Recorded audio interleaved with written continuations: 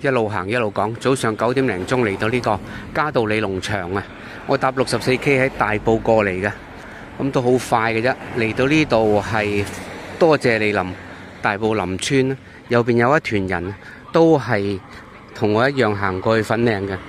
佢話係10公里到，係啦，我都係打算行10公里到，經大刀屻、北大刀屻，然後落粉嶺離開咯。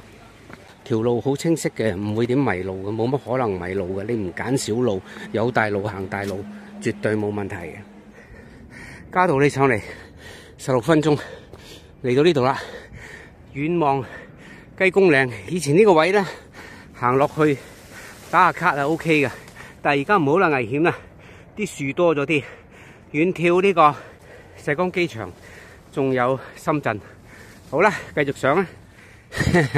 有睇開我片啲人呢，都知道我一路行，無論我講咩話題，上山又落山，我喘氣聲都係比較大嘅。咁多年嚟都係咁啦，冇辦法。呢度景呢，雖然開揚，但係真係有啲朦啦。頭先點解會喘氣喘得好似特別勁啲呢？就係我諗起碼50到100人呢，一團咁樣上嚟行呢一條嘉道理去到粉嶺嘅大刀屻山徑啦。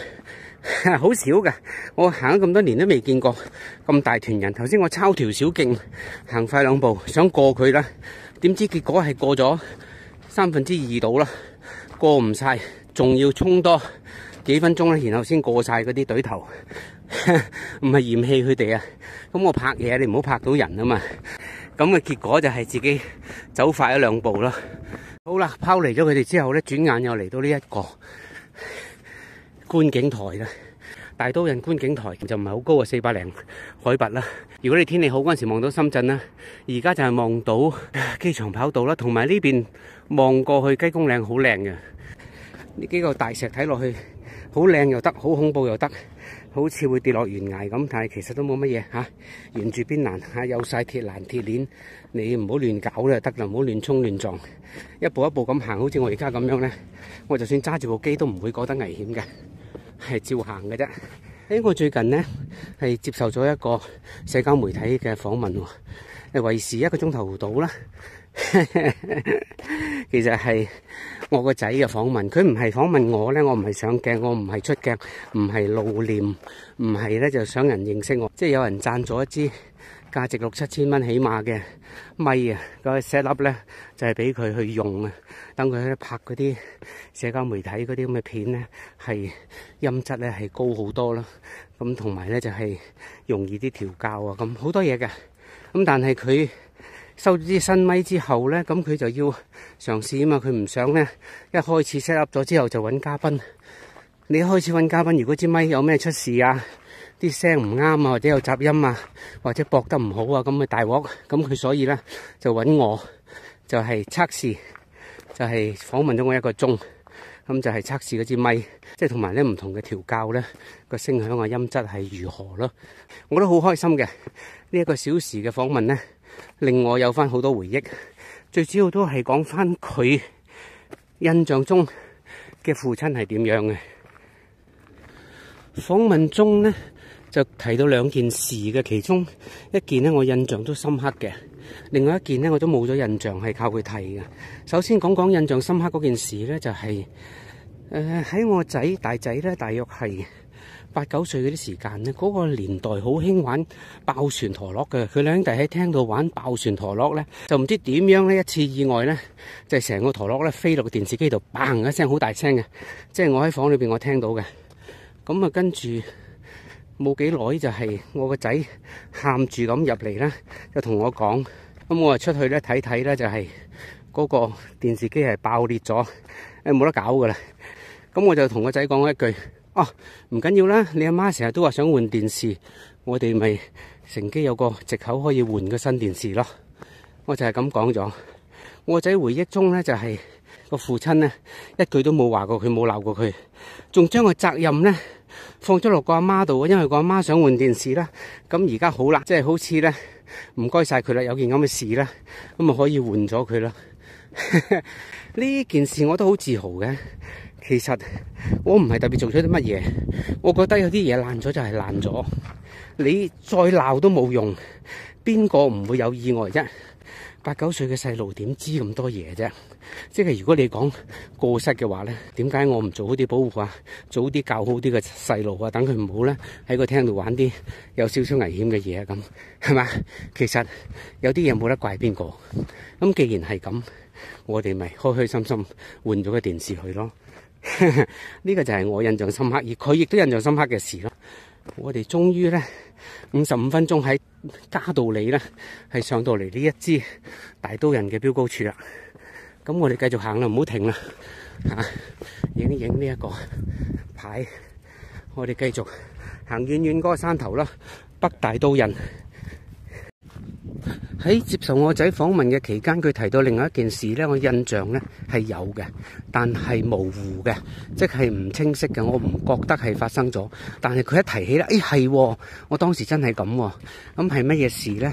就係有一次呢，喺啲公眾廁所，即係出去玩啊咁樣呢，啲公眾廁所人又唔係多嘅，咁佢自己一個人呢，咁可能即係小一啊嗰啲時間，咁你開大，咁你咪閂埋門咯，咁。正常啊，乜都正常啊，咁你唔會覺得危險㗎，咁你覺得呢個仔呢，就係聽話成熟啊，咁有咩嘢你又可以嗌到出嚟，我又可以嗌到入去，咁隔咗好耐佢都出唔到嚟，咁我就問佢，你冇嘢啊嘛，咁佢呢就話我開唔到個門啊咁。可能係嗰啲廁所嗰啲摔咧，有陣時咁巧啦，就係你一摔埋咗之後咧，有啲位卡死咗，佢細路仔啲手指又唔夠力咧，就係拉唔翻開啦。咁我就教佢試下用啲嘢頂啊，試下拱入啲啊，或者拉出啲啊，咁睇下唔同位置可唔可以解到嗰個摔啦。咁啊試下唔同方式，搞咗一輪，咁佢有啲緊張，咁我話你等一陣，你唔好喐。咁我望一望咧，嗰啲廁所圍板咧都係2米高度啦。咁我咧就當時又後生啲啦，即係10幾年前。咁我咧就決定咗咧，我就係爬入去嘅。咁然後咧，我就同我仔講，我會爬入嚟嘅。咁你企埋一邊就得噶啦。咁我會就到你嘅，唔會跌落嚟撞到你嘅。咁我咧就真係咁爬咗入去，然後咧就幫佢啦開翻個廁所門，解決咗當時嘅困境。咁佢呢個印象好深刻嘅，佢甚至覺得嗰陣時嘅老豆咧係一個 Superman， 即係咁都得嘅。邊有個咁嘅老豆咧，即係爬入個廁所去幫個仔解決個門鎖開唔到嘅問題啫。我就覺得係小事一樁，所以咧我咁多年嚟咧個印象就唔係好深刻嘅，即係唔似得話買嗰個新電視咧要牽涉其他屋企人啊，要去揀啊咁樣咧，咁印象會深刻啲。咁你純粹就係1-2分鐘就解決嘅嘢，擒咗入去，然後開翻個門同佢出翻嚟咁，所以咧個印象係冇咁深刻。但係喺佢嘅腦海中咧就係十分深刻啦。問翻我就覺得呢啲係作為父親理所當然嘅事喎，點解唔做啫？係嘛？你又唔係做唔到。其實講到做社交媒體咧，我哋真係非常之失敗嘅。我做咗叫做雖然停咗1年啦，叫做2-3年啦，都叫做咁都係2000幾粉。你睇下我仔啊，佢做咗2-3年咧，佢有一個帳咧就8萬幾粉。另外咧，咁啊上年年尾新做咗一個帳咧，另外一個新嘅。又係1年都唔夠咧，就萬幾粉，咁而且全部都係香港講廣東話嘅粉，咁就更加有意義啦。即係如果你話做個人品牌啊，或者係賣嘢，都係非常有意義嘅。佢真係做得好好，我經常都覺得佢好嘅。佢就係懂得點樣去玩個遊戲，即係佢知道咧人哋中意睇乜，我就唔係喎。我講嘢咧就係因為我中意講乜喎。咁你咁啱撞到咧，就係你睇我個 channel， 你中意聽，咁你就留低嘅喎。咁佢就唔係，佢就直情咧就唔係做一啲佢自己中意嘅嘢，佢做一啲咧人哋中意睇、中意聽嘅嘢。咁所以咧，佢係比我成功嘅。呢個係捉到個趨勢，佢亦都係跟到個趨勢。佢知道年青人中意聽乜嘢、睇乜嘢，佢就拍一啲咧年青人中意聽、中意睇嘅嘢。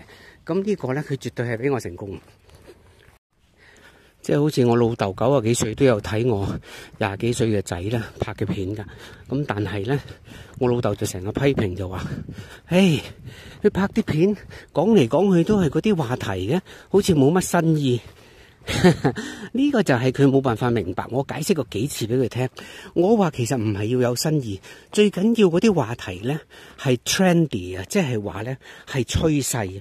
嗰個時間呢係有人去睇，有人去傾，有人覺得呢個話題係熱門，咁呢你就講嗰啲話題。咁所以呢，最多人用社交媒體都係年青人，你最緊要就係揾一啲 trendy 嘅年青人嘅話題咯。年紀大嘅人根本都唔想聽嘅嘢，但係佢年青人好有興趣睇嘅嘢，即係比如話有一啲話題好有爭議性咧，年青人嘅話題咧，佢都夠膽講。即係舉個例，佢話我唔中意我女朋友咧化妝啊，因為化妝品咧會傷害皮膚啊。即係我為咗女朋友嘅健康咧，我係完全咧反對咧佢嘅化妝。咁你知唔知呢啲咁嘅話題一出街，佢俾人鬧到爆？你知幾多人憎佢啊？嗱，女仔好多化妝噶嘛，咁啊固然反對佢啦。男仔好多女朋友都係化妝噶嘛，又鬧佢啦。仲有化妝業界好多人賣化妝品噶嘛，有啲人呢俾一啲化妝品公司呢就係 sponsor 咗，咁所以呢好多利益牽涉咗落去階層呢都鬧到佢黐肺嘅。但係佢嘅內心真係強大。佢話鬧咪好咯，咁我啲片咪爆咯，咁咪多粉咯。事實上真係，即係突然間漲咗1-2倍粉上去咧，就係因為有一啲好爆嘅話題。呢個佢真係睇得通。佢另外仲有一個話題好大爭議性啊，尤其是年紀大嘅人咧更加無法接受啊。佢就係主要圍繞住一個話題，就係話讀書係冇用嘅，讀大學係冇用嘅。最主要講讀大學點解冇用呢？佢請咗啲嘉賓出嚟現身說法添。因為你話讀大學冇用呢，你係傷咗好多人嘅心嘅，亦都傷咗好多家長嘅心，覺得呢，你講嘅說話又隱隱有啲道理，但係呢，你咁樣講呢係咩意思啫？香港嘅學生唔同大陸啊，即係香港嘅大學生佢出到嚟呢，佢唔能夠做酒樓企堂啊，或者呢係跑呢個網約車啊，或者係送呢個快遞啊，即係佢哋唔做呢啲嘢噶嘛。咁可能呢，你就覺得呢啲人唔長進啊，躺平啊。其實個社會變咗啦嘛，以前嗰啲工冇咗啦嘛，以前出嚟做銀行啊、地產啊、投資公司啊、保險公司好多噶嘛，但係而家係少咗好多好多。咁你有乜辦法啫？個社會變咗，唔係你失敗啊，唔係你大學生差咗渣咗。當然大學生係多咗，但係事實上社會上需要嘅工種係少咗啊嘛。訪問嗰啲嘉賓呢，就好多人呢都後悔自己讀咗大學喎。即係比如有啲人呢，佢教育大學出嚟嘅，佢係有個教職嘅，但係佢教兩教佢又唔教啦，佢寧願出嚟呢教波，自由職業，可以建立自己品牌，建立自己嘅網絡，發展嘅空間仲大。咁亦都有啲人呢，佢係做社交媒體，有2-3個人都係咁講，即係後悔點解唔早啲創業，點解讀大學，點解唔早啲出嚟？就算係讀緊大學嗰陣時，都應該早啲出嚟創業。即係佢哋係咁樣諗嘢嘅。嗱，我唔係話佢哋啱，我呢度冇價值判斷啊，而係當我個仔提出呢啲話題，同埋訪問啲嘉賓，佢哋有啲咁嘅類似嘅言論嗰個時間呢，就引起部分嘅人嘅公憤，咪好咯？話題啊嘛，有人講啊嘛，有人 comment 啊嘛，有人鬧啊嘛，有人轉載啊嘛，咁你咪漲粉咯，一樣有人同意你噶。咁所以呢，真係要心理強大，抵得人鬧吓。講做社交媒體呢，其實嗰個門檻呢，可低可高咯。好似我咁咪好低咯，即係3年幾之前呢，我第一次拍 YouTube 片嗰個時間，我係攞一部我根本都係棄置嘅唔用嘅 iPhone 7 Plus 啦。嗰個時間呢，我嚟拍嘅，拍完就攞啲 app 剪下片啊，咁就算數啦。咁到今時今日，我都係一部手機搞掂嘅。咁你要寫個標題啊，寫啲簡介啊，咁又點啊？咁你係咪又要自己又度下啲文字？而家都唔使嘅。你其實講一段嘢，將你嘅意思大意講咗出嚟之後呢， AI 可以幫你寫嘅，佢寫得靚好多嘅。咁同埋嗰啲咁嘅標題標籤呢，佢係可以幫你提供埋嘅。咁所以好多嘢唔係我自己寫出嚟嘅。但係做社交媒體嘅門檻都可以好高嘅，即係好似我仔咧，佢做嗰啲咁嘅清談節目啦、訪問嘉賓啦，咁佢即係逐步嚟啦。起初就用個 iPhone 嚟做啦，咁然後做下咧，就係買個靚啲相機咧，拍個 video 咧就即係景深好啲啊，就係清晰啲啊，咁然後到後期就係買啲靚啲咪啦，咁啊再後期又好啲啦。當你嗰個粉絲數量高咗個時間咧，你又揾到人識到人咧，就係攞到贊助啊，咁嗰啲咪又靚啲啊，音響器材樣樣嘢都好啲。仲要啊，你請嘉賓，起初你得幾百粉嗰陣時，你請唔喐噶，好難揾嘉賓噶，你揾自己啲朋友啊咁樣嘅啫。咁到後期咧，而家就容易好多啦。其實由零開始去到幾百粉咧，都唔容易噶。你一定係有啲爆嘅話題啦，就係令到人哋咧喜歡去睇你嘅 channel 嘅。咁所以咧，真係存在一啲運氣，亦都存在一啲技術。你就係要知道咧，究竟人哋中意聽乜嘢，中意睇乜嘢，你就去做嗰啲嘢咯。咁所以難嘅，同埋仲有一樣嘢，好多人咧喺頭半年、一年咧，都係放棄咗嘅，因為俾人鬧得緊要。如果你起緊嗰陣時冇人鬧呢，就你起唔到嘅。你永遠都係咁嘅，呢個係一個現實嚟嘅。你要你嗰個社交媒體嘅帳呢起得到呢，就一定係有人鬧嘅。過唔到呢一關嘅，好多人一開始俾人鬧佢就縮噶啦，好多人就喺嗰度放棄咗咯。由大刀屻行過嚟北大刀屻呢，又用咗40分鐘啦，人就係咁多啦。唔影人咁多啦，喺度停一停先。好，呢個係北大刀屻觀景台。芒草喺呢度睇咪得咯，唔使大東山。好蒙啊，深圳嗰邊見唔到噶啦。咁啊，嗰邊九龍坑山啊、黃嶺、八仙嶺都見唔到啦。我眼勉強見到，入鏡就一定入唔到啦。咁喺呢一度呢，我哋行去粉嶺都係一條路啦。咁啊，主要都係前面有一大段嘅樓梯啦。我數過，其實喺北大刀屻落翻去粉嶺站呢，1000幾級樓梯嘅總共。咁一陣間呢，面對呢連續嘅幾百級樓梯呢，係對於唔中意樓梯嘅人呢，都係一個挑戰嚟嘅。做社交媒體真係要內心強大嘅，即係你要唔理人哋點睇，唔理人哋點鬧咯。咁我認識有一個係比較年輕嘅，佢做咗半年都唔夠啊，咁就1萬幾粉。咁佢係做得幾好，嗰啲片拍得質素幾高。但係睇佢最後一條片呢，佢停更前嘅最後一條片呢，佢就話受唔到壓力咯，佢覺得壓力好大啦，因為俾人鬧啊。咁有啲人就係太介意俾人鬧咯，所以呢，所謂社交媒體嘅門檻高呢，其中一個呢就係話你一定要內心強大咯。除咗你要頭先所講嘅搞個 studio 啊，搞好啲音響攝影器材啊，咁你又要識講嘢啊，又要請到嘉賓啊，你難嘅，佢任何一個步驟都係難嘅。嗱，我講嘅落樓梯就係呢啲咁嘅地方啦，即係大量嘅樓梯咯，係咁任你落噶嚇。做社交媒體要內心強大啦。好多種講法嘅，有啲又話要大心臟啊，有啲就話要段位高啊、維度高啊。其實講到尾就係唔好理人點睇咯。你做就自己盡力去做，你唔能夠理會人哋點睇咯。你甚至簡單講做人都係嘅。如果你下下理會別人點睇咧，你就會好辛苦、好痛苦嘅，成日覺得人哋喺度話你，又唔知人哋點睇啊。咁你做人真係好辛苦嘅，因為你係活喺人哋嘅口中啊嘛。幸好我兩個仔都係即係所講嘅內心強大咧，唔理人哋點睇嘅。即係以前我有條片教過大家講一樣嘢咧，就係叫做話知你神功啊，即係唔好理人哋點睇咯。第7層就話7知你啦，第9層就話9知你。